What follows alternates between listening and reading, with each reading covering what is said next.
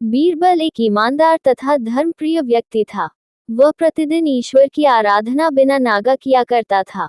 इससे उसे नैतिक व मानसिक बल प्राप्त होता था। वह अक्सर कहा करता था कि ईश्वर जो कुछ भी करता है मनुष्य के भले के लिए ही करता है। कभी कभी हमें ऐसा लगता है कि ईश्वर हम पर कृपा दृष्टि नहीं रखता, लेकिन ऐसा होता नहीं। कभी कभी तो उसके वरदान को भी लोग शाप समझने की भूल कर बैठते हैं। वह हमको थोड़ी पीड़ा इसलिए देता है ताकि बड़ी पीड़ा से बच सके। एक दरबारी को बीरबल की ऐसी बातें पसंद न आती थी। एक दिन वही दरबारी दरबार में बीरबल को संबोधित करता हुआ बोला, देखो ईश्वर ने मेरे साथ क्या किया। कल शाम को जब मैं जानवरों के लिए चारा काट रहा था तो अचानक मेरी छोटी उंगली कट गई। क्या अब भी तुम यही कहोगे कि ईश्वर ने मेरे लिए यह अच्छा किया है? कुछ देर चुप रहने के बाद बोला बीरबल, मेरा अब भी यही विश्वास है क्योंकि ईश्वर जो कुछ भी करता है मनुष्य के भले के लिए ही करता है।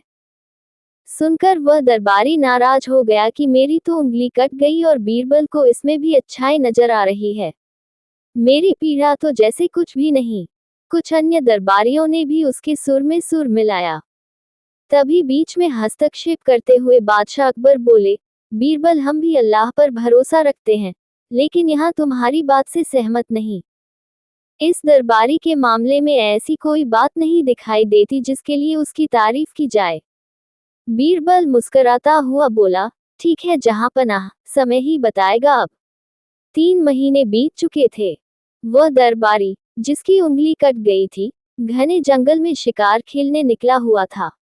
एक हिरन का पीछा करते वह भटककर आदिवासियों के हाथों में जा पड़ा।